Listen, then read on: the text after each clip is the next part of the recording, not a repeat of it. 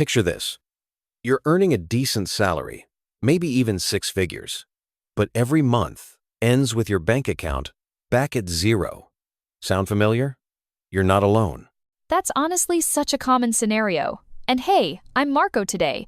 We're breaking down exactly why it happens and, more importantly, how to break free. If you walk away from this episode with just one thing, it's that you have way more power over your finances than you might think. Absolutely. We'll get into the real numbers behind the paycheck to paycheck trap, talk about what's really driving it, and then go step by step through a simple system you can follow. We're also going to tackle lifestyle inflation, plus a few proven ways to boost your income without burning out. So whether you're barely scraping by or just want to stop stressing every month, stick around. Let's dig into the stats and see what's really going on. It's wild how often the data pops up. CareerBuilder ran a survey of over 3,500 full-time workers, and get this, 78% reported living paycheck to paycheck. And that's not just folks making minimum wage. That's what really hit me. 1 in 10 people who make over $100,000 a year are still in that cycle, which blows up the myth that higher income automatically equals financial security.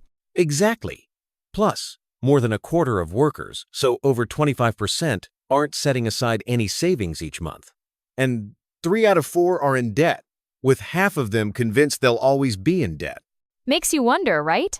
If so many people are struggling at all income levels, there's clearly more to it than just make more money. So what's actually keeping people stuck? That's the perfect segue, because the foundation of change isn't just about dollars. It's about mindset and habits. Let's dive into the first real step to breaking this pattern. The hardest truth? You've got to take 100% responsibility for your money situation. It's tempting to blame layoffs, high taxes, or even your partner's spending, but you can only control what you do next. Totally. It's like starting a diet. Until you really commit, nothing changes. And honestly, most people looking for financial advice aren't already crushing it. They're looking for a fresh start. Pinpointing your why makes a huge difference. Why do you want to stop living paycheck to paycheck? Is it peace of mind, freedom, providing for your family? That reason will keep you pushing through the tough parts. I like to think of that as the base of your pyramid without it. Everything else wobbles. Once you're clear on your why, and you own your choices, it's way easier to tackle the next step, actually making a plan. Here's where most people trip up. Making a budget sounds boring, but it's really about seeing the big picture. List out your income, your partner's if you have one, and every single expense needs first, then wants.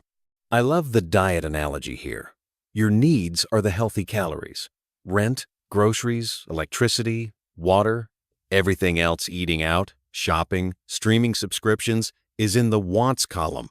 And don't forget about debt. Those minimum payments eat up space in your budget, so knocking them out as soon as you can gives you room to breathe. If you're spending too much on wants, it might be time to trim back. Funny enough, a lot of people think budgeting is all about depriving yourself. But if you know exactly where your money's going, you can actually enjoy guilt-free spending on things that truly matter to you. Here's a sneaky trap. The moment you start earning more, it's so easy to upgrade everything: car, clothes, vacations. But that's lifestyle inflation, and it's a major wealth killer. Exactly. It's the keeping up with the Joneses mindset.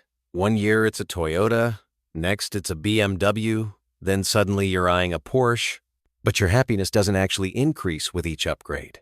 And that's not just theory. Remember how even people making $100K or even $500K are still living paycheck to paycheck? Without boundaries, extra income just disappears into bigger payments and fancier stuff. What helped me was setting specific limits, like one splurge day a month so you get some fun without blowing the budget.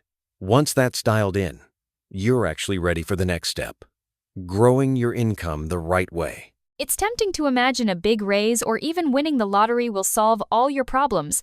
But without the right foundation, more money just means bigger mistakes. 1 in 3 lottery winners actually goes bankrupt. That's such a wild stat. It proves the point. You need to build your financial habits first. So when your income does increase, whether from a side gig, a new credential, or a career change, you actually benefit long term. Take my wife, for example, she's a registered nurse, but by studying to become a nurse practitioner, she's investing 2 tough years for a much bigger future paycheck. It's not overnight, but the payoff can be huge. And the cool part is, once you've got your plan and mindset set, that extra income can finally go toward building wealth, not just covering bills. Let's wrap this up with a few big picture takeaways. All right, if you remember nothing else, start here. First, take ownership. Stop making excuses and figure out your personal why. That's your foundation. Second, make a real budget. Separate your needs, wants, and debts. Get clear on where your money's actually going, not just where you wish it went. Third, don't let lifestyle inflation steal your progress. Avoid letting every raise turn into a new expense. And finally, focus on ways to grow your income, education, side hustles, or even negotiating at work. Here's your action step. This week, sit down and map out your own money pyramid from your why to your budget to your lifestyle limits and income ideas. Even just starting this process is a win. If you found value here, share this episode with a friend who needs a nudge, and don't forget to subscribe. Until next time, keep building toward that prosperous future.